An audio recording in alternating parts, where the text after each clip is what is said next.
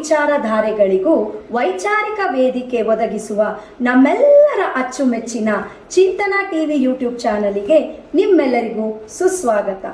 ಸಾಮಾಜಿಕ, ಸಾಹಿತ್ಯ ಮತ್ತು ಸಾಂಸ್ಕೃತಿಕ ಕಾರ್ಯಕ್ರಮಗಳ ವರದಿ ನೀಡುತ್ತಿರುವ ನಮ್ಮ ನೆಚ್ಚಿನ ಚಿಂತನ ಟಿವಿ ಯೂಟ್ಯೂಬ್ ಚಾನೆಲ್ ಅನ್ನು ಸಬ್ಸ್ಕ್ರೈಬ್ ಮಾಡಿ, ಲೈಕ್ ಮಾಡಿ, ಶೇರ್ ಮಾಡಿ ಮತ್ತು ಕಮೆಂಟ್ ಮಾಡಿ. ಧನ್ಯವಾದಗಳು.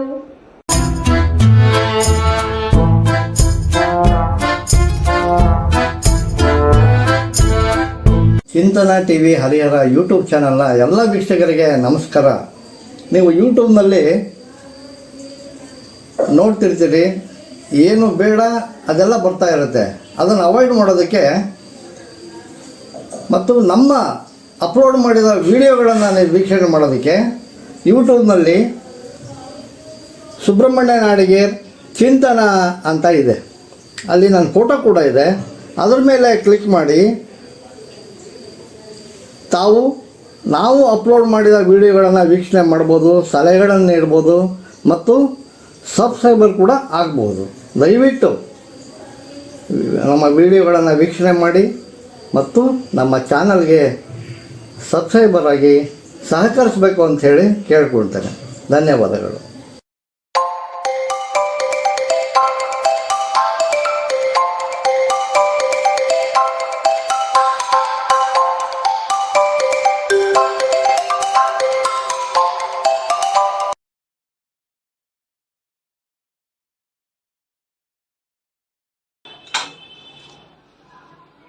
ಚಿಂತನ ಟಿವಿ ಹರಿಹರ ಯೂಟ್ಯೂಬ್ ಚಾನಲ್ನ ಎಲ್ಲ ವೀಕ್ಷಕರಿಗೆ ನಮಸ್ಕಾರ. ಆಗಸ್ಟ್ 3ನೇ ತಾರೀಕು ಭಾನುವಾರ ನಾವು ಪ್ರಗತಿಪರ ಬರಹಗಾರರ ಒಕ್ಕೂಟದ 30ನೇ ವರ್ಷದ ಸಂಭ್ರಮವನ್ನು ಆಚರಿಸಿದ್ವಿ. ಜೊತೆಗೆ ಜಿಲ್ಲಾ ಮಟ್ಟದ ಕವಿಗೋಷ್ಠಿಯನ್ನು ನಡೆಸಿದ್ವಿ ಮತ್ತು ಸಾಧಕರಿಗೆ ಒಂದು ಸನ್ಮಾನವನ್ನು ಕೂಡ ಹಮ್ಮಿಕೊಂಡಿದ್ವಿ. ಇವೆಲ್ಲವೂ ಸಾಹಿತ್ಯ ಕ್ಷೇತ್ರದ ದೊಡ್ಡಮ್ಮ ಶ್ರೀಮತಿ ಲಲಿತಮ್ಮ ಡಾಕ್ಟರ್ ಚಂದ್ರಶೇಖರ್ ಇವರ ಸಾರಥ್ಯದಲ್ಲಿ ನಡೆಯುತ್ತಿರುವ ಪ್ರಗತಿಪರ ಬರಹಗಾರರ ಒಕ್ಕೂಟದ ವತಿಯಿಂದ ನಡೀತು ಕಂಡರು. ಇನ್ನು ಚಿಂತನಾ ಪ್ರತಿಷ್ಠಾನ ಇದು ಸಹಯೋಗ ಮಾಡಿತ್ತು. ಬಿರ್ಲಾ ಕಲ್ಯಾಣ ಮಂಟಪದಲ್ಲಿ ಈ ಕಾರ್ಯಕ್ರಮ ಅಚ್ಚುಕಟ್ಟಾಗಿ ನಡೀತು. ಈ ಸಮಾರಂಭದ ಅಧ್ಯಕ್ಷತೆಯನ್ನು ಚಿಂತನಾ ಪ್ರತಿಷ್ಠಾನದ ಅಧ್ಯಕ್ಷ ಮತ್ತು ಒಕ್ಕೂಟದ ಅಧ್ಯಕ್ಷರಾದ ಸುಬ್ರಹ್ಮಣ್ಯ ನಾಡಿಗೇರ್ ಅವರು ವಹಿಸಿದರು. ಉದ್ಘಾಟನೆಯನ್ನು ದಾವಣಗೆರೆ ಕಸಾಪ ಜಿಲ್ಲಾಧ್ಯಕ್ಷರಾದ ಶ್ರೀ ಬಿ ವಾಮದೇವಪ್ಪ ಅವರು ಉದ್ಘಾಟಿಸಿದರು. ಇನ್ನು ಹೀಗೂ ದುಂಡೆಪ್ಪ ಸಾಹಿತಿಗಳು ಮತ್ತು ಸಂಶೋಧಕರು ಇವರಿಗೆ ಲಲಿತಶ್ರೀ ಪ್ರಶಸ್ತಿ ಪ್ರದಾನ ಮಾಡಲಾಯಿತು. ಮುಖ್ಯ ಅತಿಥಿಗಳಾಗಿ ಶ್ರೀಮತಿ ಮಲ್ಲಮ್ಮ ನಾಗರಾಜ್, ವನಿತಾ ಸಾಹಿತ್ಯ ವೇದಿಕೆ ದಾವಣಗೆರೆ ಇದರ ಅಧ್ಯಕ್ಷರು ಮತ್ತು JH ರಾಜಶೇಖರ ಗುಂಡಗತ್ತಿ ಅಧ್ಯಕ್ಷರು ಜಿಲ್ಲಾ ಚುಟುಕು ಸಾಹಿತ್ಯ ಪರಿಷತ್ ಮತ್ತು ಶ್ರೀಮತಿ ವೀಣಾ ಕೃಷ್ಣಮೂರ್ತಿ ಅಧ್ಯಕ್ಷರು ಕರ್ನಾಟಕ ಲೇಖಕಿಯರ ಸಂಘ ದಾವಣಗೆರೆ ಇವರು ಮುಖ್ಯ ಅತಿಥಿಗಳಾಗಿ ಪಾಲ್ಗೊಂಡು ಮಾತನಾಡಿದರು. ಇನ್ನು ಜಿಲ್ಲಾ ಮಟ್ಟದ ಕವಿಗೋಷ್ಠಿಯ ಅಧ್ಯಕ್ಷತೆಯನ್ನು ಸಾಹಿತಿಗಳಾದ JK ಕುಲಕರ್ಣಿ ಅವರು ವಹಿಸಿದರು. ಇದಕ್ಕಿಂತ ಕಾರ್ಯಕ್ರಮಕ್ಕಿಂತ ಮೊದಲೇ ತುಂಗಭದ್ರಾ ನದಿ ತುಂಬಿದ್ದರಿಂದ ಒಕ್ಕೂಟದ ಒಂದು ವಾರ್ಷಿಕೋತ್ಸವ ಅಂದರೆ ಭಾಗೀರಥಿ ಹಬ್ಬದ ದಿವಸನೇ ಒಕ್ಕೂಟ ಜನ್ಮ ತಾಳಿತ್ತು. ಅದರ ಸವಿ ನೆನಪಿಗಾಗಿ ಎಲ್ಲ ಸದಸ್ಯರು ಸೇರಿ ತುಂಗಭದ್ರಾ ನದಿಗೆ ಬಾಗಿನವನ್ನು ಅರ್ಪಿಸಿದರು. ಆಮೇಲೆ ಕಾರ್ಯಕ್ರಮ ಬಹಳ ಯಶಸ್ವಿಯಾಗಿ ನಡೀತು. ಈ ಎಲ್ಲ ಸುಂದರ ಕಾರ್ಯಕ್ರಮಗಳನ್ನು ವೀಕ್ಷಿಸಿ ಬರೋಣ. ನೀವು ಪ್ರಗತಿಪರ ಬರಹಗಾರರ ಒಕ್ಕೂಟದ ಜನ್ಮೋತ್ಸವವು ಸಂತಸದಿ ಆಚರಿಸಿ ಎಲ್ಲರೂ ಸಂಭ್ರಮವನ್ನು ಪಡುವೆವು.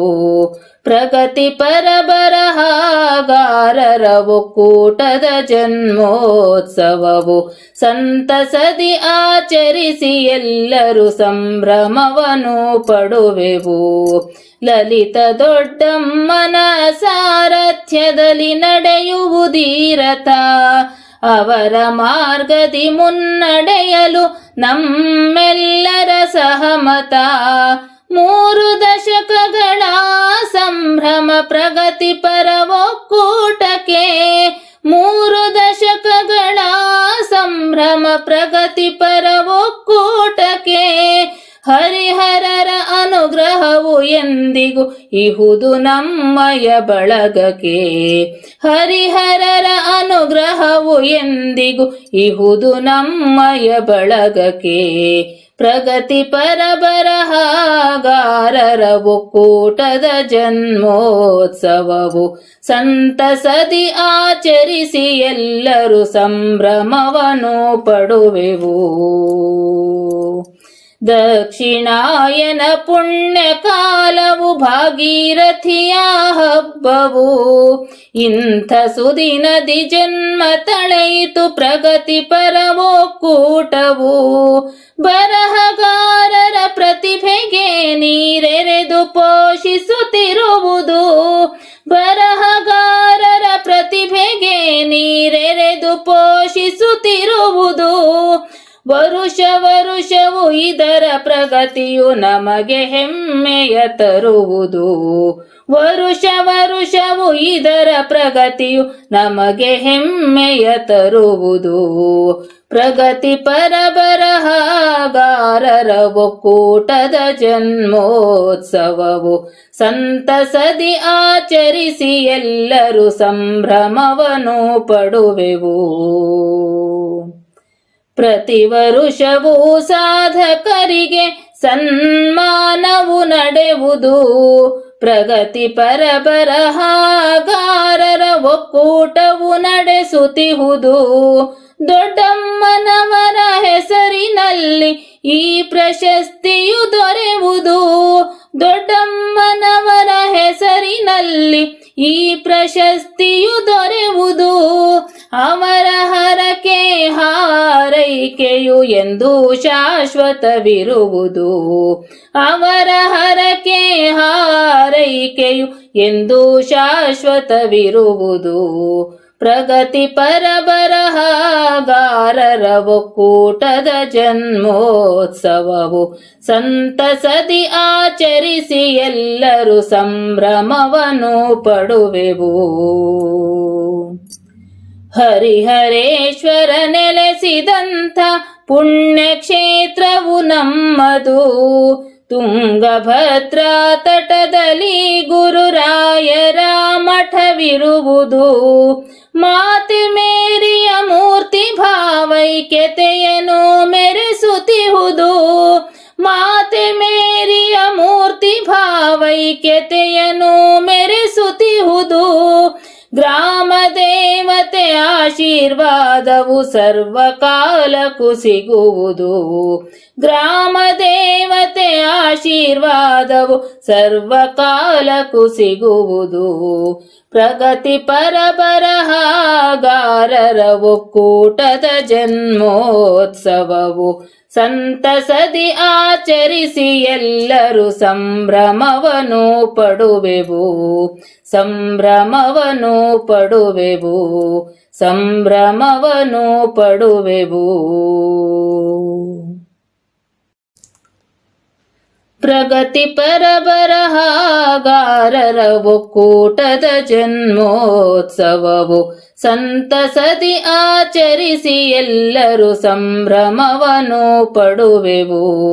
ಪ್ರಗತಿಪರ ಬರಹಗಾರರ ಒಕ್ಕೂಟದ ಜನ್ಮೋತ್ಸವವು ಸಂತಸದಿ ಆಚರಿಸಿ ಎಲ್ಲರೂ ಸಂಭ್ರಮವನ್ನು ಪಡುವೆವು.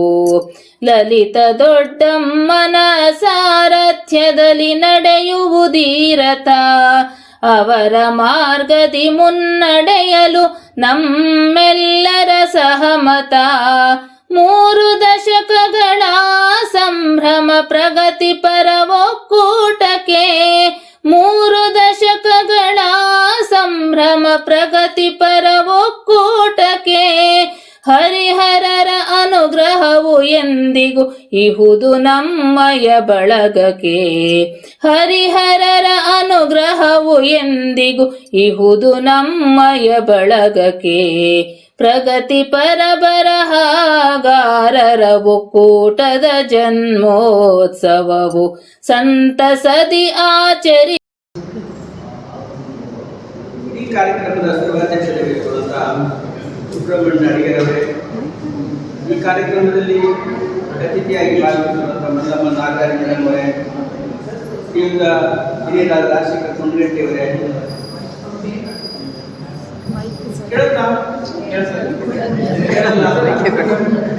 ನಾನು ಕೇಳತ್ತೆ ಅಂತ ತಿಳ್ಕೊಂಡಿದ್ದೆ. ಅಂದ್ರೆ ಮೈಕ್ ಏನ್ ಮಾಡುತ್ತದೆ, ನನಗಿಂತ ಸೌಂಡ್ ಜೋರು ಮಾಡಿ ಅದು ಒಂಥರ ಎಕೋ ಆಗ್ತಾ ಇದೆ. ಈ ಕೇಳೋದ್ರಲ್ಲಿ ಪರವಾಗಿಲ್ಲ. ರಾಜಶೇಖರ್ ಗುಂಡಗಟ್ಟಿಯವರೇ, ಶ್ರೀಮತಿ ವೀಣಾ ಕೃಷ್ಣಮೂರ್ತಿಯವರೇ, ಹಾಗೂ ಎಲ್ಲ ಸಾಹಿತ್ಯಕ್ಕೆ ಮತ್ತು ನನ್ನ ಸ್ನೇಹಿತರೆ, ಈ ಕಾರ್ಯಕ್ರಮ ಒಂದು ವಿಶಿಷ್ಟ ಕಾರ್ಯಕ್ರಮ, ಒಂಥರದ್ದು ತ್ರಿವೇಣಿ ಸಂಗಮ ಇದ್ದಾಗಿದೆ. ಈ ಕಾರ್ಯಕ್ರಮದಲ್ಲಿ 3 ಕಾರ್ಯಕ್ರಮಗಳು ಸೇರ್ಕೊಂಡಿದ್ದಾವೆ. ಒಂದು 30ನೇ ವರ್ಷದ ಅದರ ವಾರ್ಷಿಕೋತ್ಸವ, ಒಂದು ಶ್ರೀ ದುಂಡೆಪ್ಪ ಹಿರಿಯ ಸಾಹಿತಿಗಳ ಅವರಿಗೆ ಪ್ರಶಸ್ತಿ ಪುರಸ್ಕೃತ ಮಾಡುವಂಥದ್ದು, ಅದರ ಜೊತೆಗೆ ಕವಿಗೋಷ್ಠಿ. ಇಷ್ಟೆಲ್ಲ ಮುಗಿದ ಮೇಲೆ ನಾನು ಕೊನೆಯ ಭಾಷಣಕಾರ. 26 ಕವಿಗಳ ನಂತರ ನಾನು ಕೊನೆಯ ಭಾಷಣಕಾರ. ಯಾವಾಗಲೂ ಮೊದಲು ಮಾತಾಡೋರು ದೇವರಂತ. ಯಾವುದೇ ಕಾರ್ಯಕ್ರಮದಾಗ ಮೊದಲು ಮಾತಾಡೋರು ದೇವರು, ಕೊನೆಗೆ ಮಾತಾಡೋರನ್ನ ಹೇಳಂಗಿಲ್ಲ ದೇವ್ರನ್ನ. ಸೊ ನಾನು ಸ್ವಲ್ಪ ದೇವವಾಗಿ ನಿಂತಿರಬಹುದು ನಿಮ್ಮ ಮುಂದೆ, ಅದೇನು ಮಾಡೋಕ್ಕಾಗಲ್ಲ. ಅದಕ್ಕೆ ಕಟ್ಟಿ ಹಾಕಿದ ಮೇಲೆ ಪಾಪ ಅವ್ರು ಕಟ್ಟಿ ಹಾಕಿ ನನ್ನೇ ಕೂತ್ಕೊಂಡಾರ. ಕಟ್ಟಿ ಹಾಕಿದ ಮೇಲೆ ನಾನು ಮಾತಾಡಬೇಕಾಗತ್ತೆ. ಸುಮಾರು ಒಂದು ಬೆಂಗಳೂರದ ಒಂದು ಪದ್ಯದಲ್ಲಿ ಹೇಳ್ತಾರೆ, ಒಂದರೊಂದಿರದ ಒಂದರೋಡು ತುಂಬಿರದ ಹೂಗಳು ಹೇಗಿದ್ದು ಗಾರ್ಡನ್ದಾಗ ಅಂದ್ರೆ ಒಂದರೊಂದಿರದ ಒಂದರಂಗ ಒಂದು ಹೂ ಇಲ್ಲ, ಆದ್ರೆ ಒಂದರೊಳಗೂ ಕುಂದಿಲ್ಲ. ಯಾವ ಕೆಟ್ಟ ಈ ಕವಿಗಳು ಹೇಗಿದ್ದಾರೆ ಅಂದ್ರೆ ಒಂದರೋಡು ಒಂದಿರದ ಒಂದರೋಡು ಕುಂದಿರದ ಕವಿಗಳು ಎಲ್ಲ ಚಪ್ಪಲ್ ತಟ್ಟಿ ಚೆನ್ನಾಗಿ ಮಾತಾಡೋ ಕೂಡಿಸ್ಬಿಡ್ತೀರ ಅವನ್ನ. ಅವನು ಯಾವಾಗ ಅವನಿಗೆ ಹೋಗ್ಬೇಕು, ನನಗೆ ಬೇಡ ಅಂತಿದ್ರು. ಅಂದ್ರೆ ಕವಿಗಳು ಎಲ್ಲರೂ 26 ಜನ ಕವಿಗಳು ಒಳ್ಳೆಯ ಪ್ರಯತ್ನವನ್ನ ಮಾಡಿದ್ದಾರೆ. ನಾವು ಗೋವರ್ಧನ್ ಅವರು ಸ್ವಲ್ಪ ಅವರ ಕವನ ಇನ್ನು ಗದ್ಯಕ್ಕೆ ಹತ್ತಿರದ ಅವ್ರ ಪದ್ಯಕ್ಕೆ ಹೋಗ್ಬೇಕು ಅನ್ನುವಂಥದ್ದನ್ನ ಹೇಳ್ತಾ ಅವರ ಜೊತೆ ಮುಂದೆ ನಾವು ನೋಡುವಂಥದ್ದೇನು ಒಂದೊಂದೇ ಕವನಗಳು ಬರ್ತಾ ಇದ್ದವು. ಕೆಲ ಕವನಗಳ ಬಗ್ಗೆ ಅಮ್ಮ ಕವನವನ್ನು ಬರೆದಂತ ತುಂಬ ಚೆನ್ನಾಗಿ ಬರ್ತಾರೆ. ಅಮ್ಮ ಕವನವನ್ನು ಬರೆದವರು ನನ್ನ ಮಟ್ಟಿಗೆ ಶ್ರೀಮತಿ ಲತಾ ಅವರು ಕಾಣ್ತಾರೆ. ಬಹುಶಃ ಅಮ್ಮ ಕವನ ಅವರು ಒಂದು ಸ್ಟಾಂಜ ಮಳೆಯಲ್ಲಿ ಕೊಡೆಯಾಗಿ, ಚಳಿಯಲ್ಲಿ ಒದಗಿಯಾಗಿ, ಬಿಸಿಲಲ್ಲಿ ನೆರಳಾಗುವಳು, ಕಣ್ಣು ರೆಪ್ಪೆಯಿಂದ ನನ್ನನ್ನು ಕಾಪಾಡುವಳು. ಎಲ್ಲರ ತಾಯಿಯರ ಒಂದು ಕಥೆ ಇದು. ಎಲ್ಲ ತಾಯಿಯರ ಬಗ್ಗೆ ಇರಬೇಕಂತ ತುಂಬ ಗೌರವವನ್ನು ಈ ಕವನದಲ್ಲಿ ಅವರು ಸೂಚಿಸಿದ್ದಾರೆ. ಇನ್ನು ಅದೇ ತಾಯಿಯ ಸುತ್ತುವಂಥವ್ರು ಇನ್ನೊಬ್ಬರಿಂದ ಇದಂದ್ರೆ ಮಗ್ದೂಮ್ ಸಾಹೇಬರು ತಾಯಿ ಸಲಹೆ ಬರೆದಾರ. ಮಹಾ ತಾಯಿ ಮಮತಾ ಮಹಿನಿ ಅನ್ನುವಂಥ ತಾಯಿ ಬಗ್ಗೆ ಬರೆದಾರೆ. ತಾಯಿ ಬಗ್ಗೆ ಬರೆದಂಥದ್ದು ಒಂದು ಒಳ್ಳೆಯ ಕವನವನ್ನು ಬರೆದಿದ್ದಾರೆ.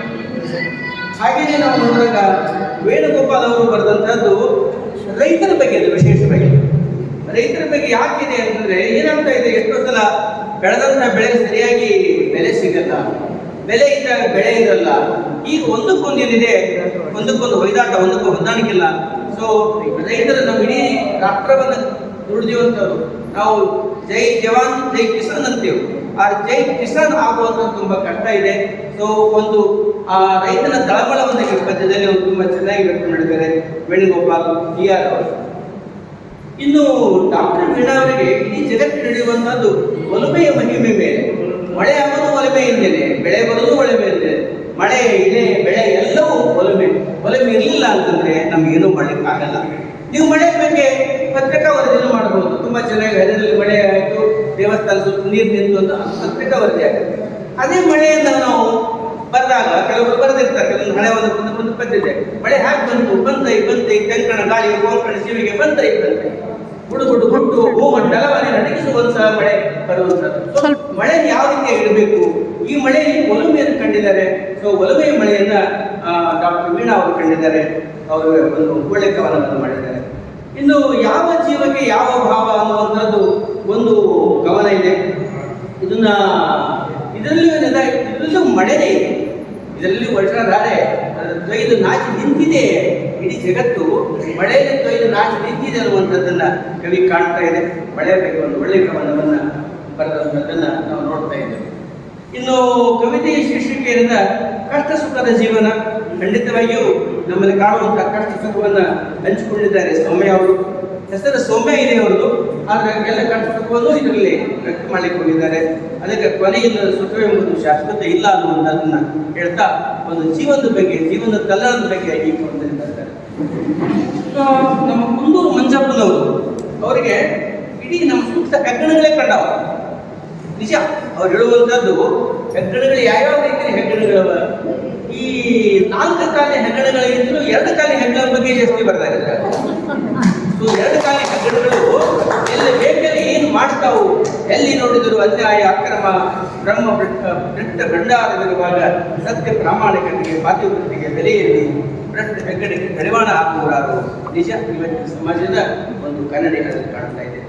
ಇನ್ನು ಸಮಾಜ ಕಲ್ಯಾಣ ಬಗ್ಗೆ ತುಂಬಾ ಚೆನ್ನಾಗಿ ಬರೆದಿದ್ದಾರೆ ನನ್ನ ಸುದ್ದಿಗಳು. ಹಿರೇಮಠ ಬಸವರಾಜ ಹಿರೇಮಠ ಅವರು, ಕಾಂಚಾಣದ ಮುಂದೆ ಎಲ್ಲರ ಜನ ಹೈರಾಣ, ಕಾಂಚಾಣದ ಮುಂದೆ ಹೈರಾಣ ಆಗುತ್ತೆ. ಇದನ್ನೇ ನಾವು ಇನ್ನೂ ಎಷ್ಟು ಚೆನ್ನಾಗಿ ಇಡಬಹುದು. ಹುರುಳು ಕಾಂಚಾಣ ಕುಡಿಯುತ್ತಲಿದ್ದು ಕಾಲಿಗೆ ಬಿದ್ದವರ ಕುಡಿಯುತ್ತಲಿದ್ದು ಅನ್ನುವಂಥದ್ದನ್ನು ಕೇಳ್ತಾ ಇದೆ ಅದು. ಅದಕ್ಕೆ ಈ ಕಾಂಚಾಣದ ಬಗ್ಗೆ ಇವತ್ತಿನ ಸಹಿತ ಕಾಂಚಾಣ ಏನು ಮಾಡ್ತಾ ಇದೆ, ನಮ್ಮನ್ನು ತುಳಿತಾ ಇದೆ. ಆ ಕಾಂಚಾಣದ ಒತ್ತಡವನ್ನು ಅರಿವಿರಲಿ, ತಿಳಿದಿರಲಿ, ಇನ್ನಾದರೂ ಜ್ಞಾನ ಮನೆಯಲ್ಲಿ ದೊರೆಯಲಿ, ನಮ್ಮಲ್ಲಿರುವ ಅಜ್ಞಾನ ಅನ್ನುವಂಥದ್ದನ್ನು ಅಜ್ಞಾನ ಹೋಗಲಾಡಿಸಲಿಕ್ಕೆ ಪ್ರಯತ್ನವನ್ನ ಮಾಡಿದ್ದಾರೆ. ಈ ರಾಜಪ್ಪನವರು ಒಂದು ಸೃಷ್ಟಿಗೆ ಕೊಟ್ಟಂಥದ್ದು ಮಾದಕ ದ್ರವ್ಯ ಸಹವಾಸ ಇಡೀ ಯುವ ಜನಾಂಗ ನಮ್ಮ ಮುಂದೆ ಹಾಳಾಗ್ತಾ ಇದೆ. ಸಣ್ಣ ಸಣ್ಣ ಪಟ್ಟಣಗಳಲ್ಲಿ ಮೊದಲೇನಾಗ್ತಾ ಇತ್ತು, ಈ ಡ್ರಗ್ ಅಡಿಕ್ಷನ್ ಅಂದ್ರೆ ಸಾಮಾನ್ಯ ನಾವು ನೋಡ್ತಾ ಇರೋದು ಮುಂಬೈ ಕಡೆ ನೋಡ್ತಾ ಇತ್ತು, ಮೆಡಿಕಲ್ ಕಾಲೇಜ್ನಲ್ಲಿ ಇಂಜಿನಿಯರಿಂಗ್ ಕಾಲೇಜ್ ನೋಡ್ತಾ ಇದ್ದೆವು. ಇವತ್ತು ಆಗಿಲ್ಲ, ಎಲ್ಲ ಕಡೆ ಡ್ರಗ್ ಅಡಿಕ್ಷನ್, ಕೋಟಿಗಟ್ಟಲೆ ಡ್ರಗ್ ಸಿಕ್ತು ಅನ್ನುವಂಥ ನೋಡ್ತಾ ಇದ್ದೆವು. ಎಷ್ಟೋ ಮಂದಿ ಡ್ರಗ್ ಅಂದ್ರೆ ಟ್ರೀಟ್ಮೆಂಟ್ ಕೂಡ ಹೋಗ್ತಿಕೊಳ್ತಾರೆ.